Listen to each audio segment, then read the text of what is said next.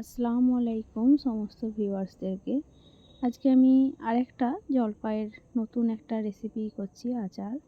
এই আচারটার জন্য আমি 1 লিটার জল নিয়ে নিয়েছিলাম। 1 লিটার পুরোটা দিয়ে দিয়েছি, 1 বোতল দিয়ে আরেক বোতল দিলাম, দিয়ে 2 লিটার প্রায় দিয়ে দিয়েছিলাম, কিছুটা কম। এটা জলপাইটা ঢেলে দিলাম, অলিভ যেটা।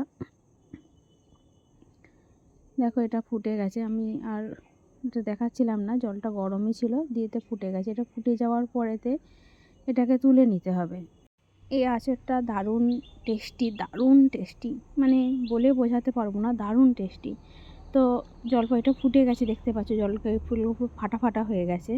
তো এই অবস্থায় আমি না জলপাইগুলোকে তুলে নেব, দেখাচ্ছি একটু। মানে এত গরম আমি ধরতে পারছিলাম না, সেদ্ধ হয়ে গেছে, মুখ ফেটে গেছে, দেখতেই পাচ্ছ। তো এটা আমি তুলে রেখে দেব। আর এখানে আমি কিছু মশলা নিয়ে নিয়েছি।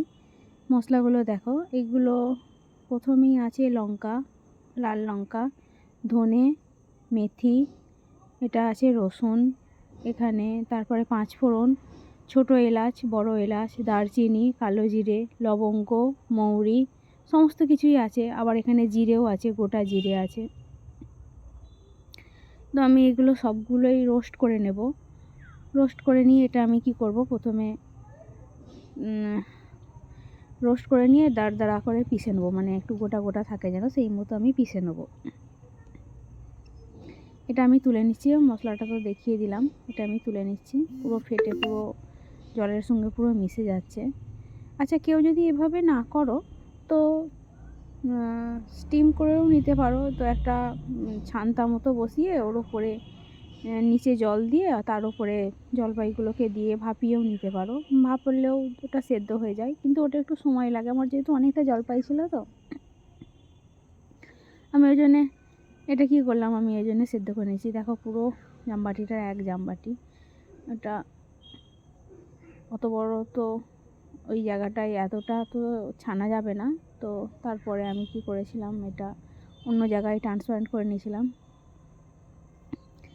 দেখো আমি প্রথমে একটু একটু করে থেতো মতো করে নিচ্ছি। মানে এত গরম, এরকমটা করে রেখে দিই, তারপরে আমি মশলাটা গরম করে নিই তার মাঝখানে। ওটা সামান্য একটু ততক্ষণ ঠান্ডা হোক। তো আমি মশলাটা এখানে গরম করে নিচ্ছি। চিলিটা একটু বেশি পরিমাণে লাগবে, যেহেতু এটা চিলি আচার, জলপাইয়ের চিলি আচার। এটা মানে একটু তিখা তিখা হয় আর কি। তো এটা আমি অনেকটাই লঙ্কা নিয়েছি। খানিকটা লঙ্কা যেমন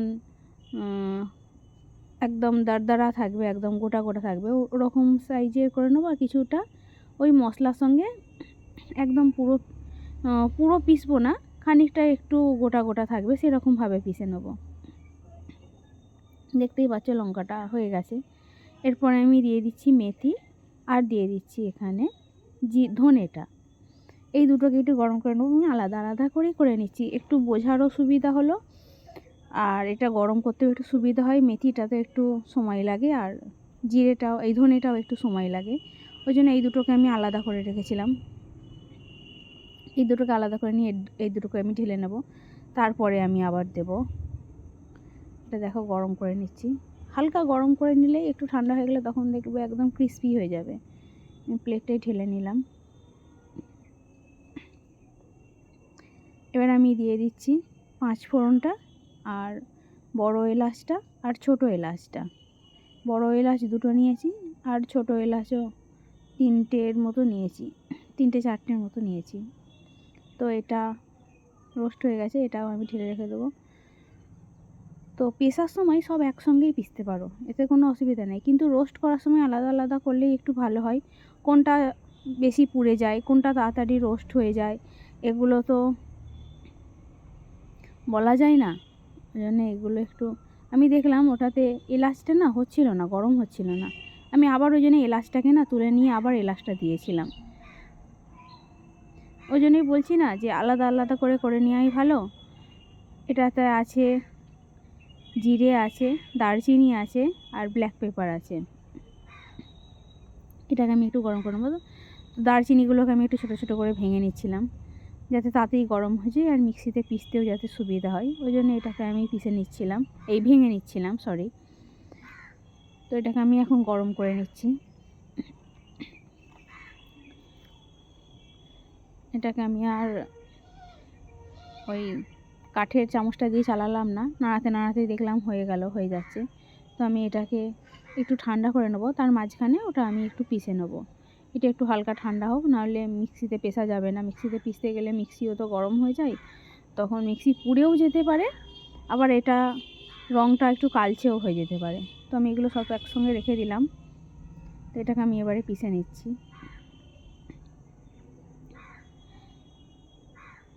এটা দানাগুলো ফেলার দরকার নেই, কেউ ফেলেও দেয়, আমাদের অনেকেই দেখেছি ফেলে দেয়, তো ফেলার দরকার নেই, দানা থাক, কোনো অসুবিধা নেই। কেউ যদি বেছে ফেলে দিতে পারো তো ফেলতেও পারো, তো আমি দানা সহই করেছিলাম।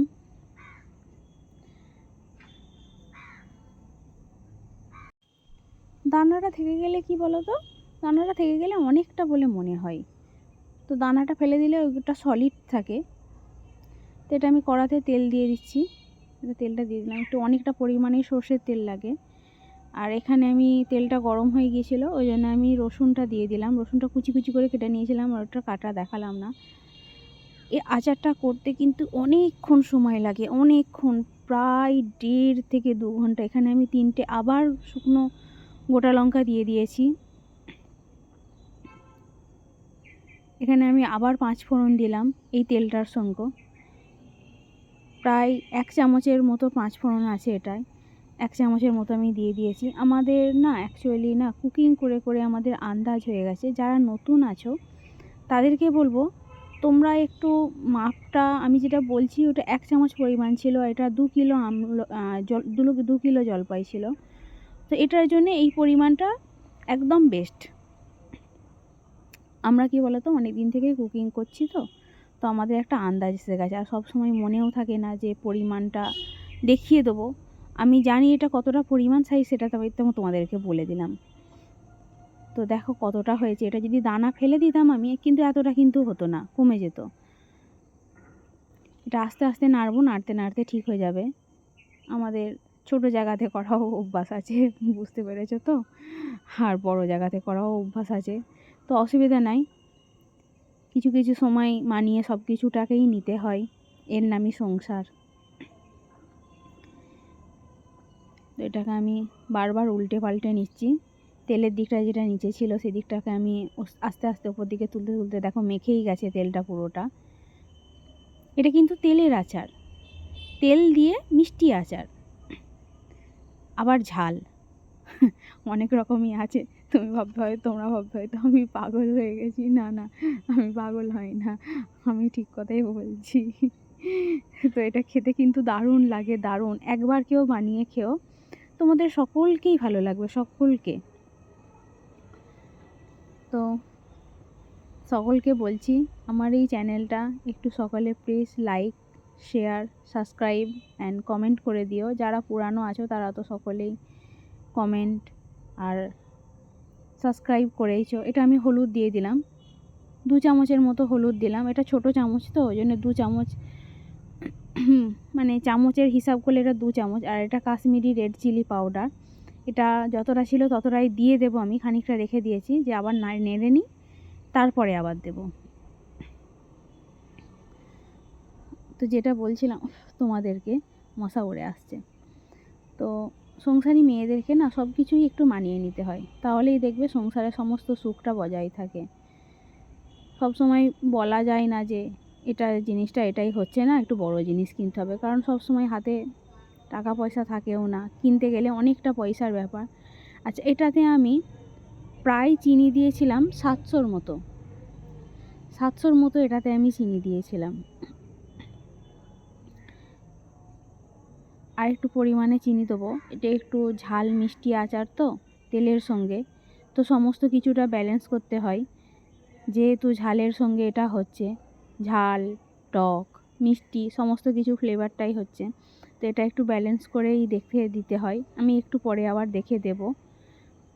এটা আমি যেটা মশলাটা কুটে রেখেছিলাম সেটা দিলাম, দেখেছো মশলাটা গোটা গোটা আছে। আচ্ছা, ওটা প্রথমে দিয়েছিলাম লঙ্কা, এটা দিলাম তারপরে মশলাটা, এটা মশলাটা দিচ্ছি আমি। দেখেছো মশলাটা আমি সবটাই দিয়ে দেবো, যতটা পরিমাণে করেছিলাম সবটাই কিন্তু দিয়ে দেবো। আর মশলা বেশি হলে কোনো অসুবিধা নেই, মুখে লাগবে না, যেহেতু এটা একটু হালকা গোটা গোটা থাকে তো জলপাইটা, ওই জন্যে মশলাটা মুখে লাগে না চট করে। মশলাটা তো পুরো পেশা না, আর জলপাইটাও পুরো পেশা না, সেহেতু ওই জন্য মুখে লাগে না। এখানে আমি বিট লবণ দিয়ে দিলাম। এটা একটু নাড়তে থাকবো।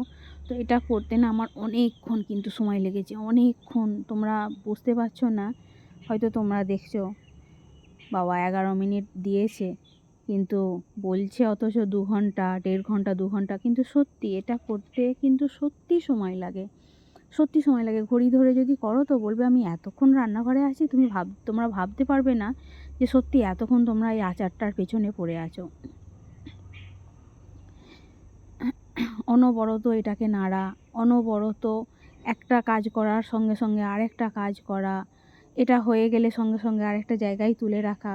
আচ্ছা, আমি একটা জায়গায় তুলে রেখেছিলাম, কিন্তু কাঁচের জারে যখন তুলে রেখেছিলাম, কী জানি আমার ফোনটা কী জানি সেদিনে কেন খারাপ হয়ে গিয়েছিল, হ্যাং করছিল আমার।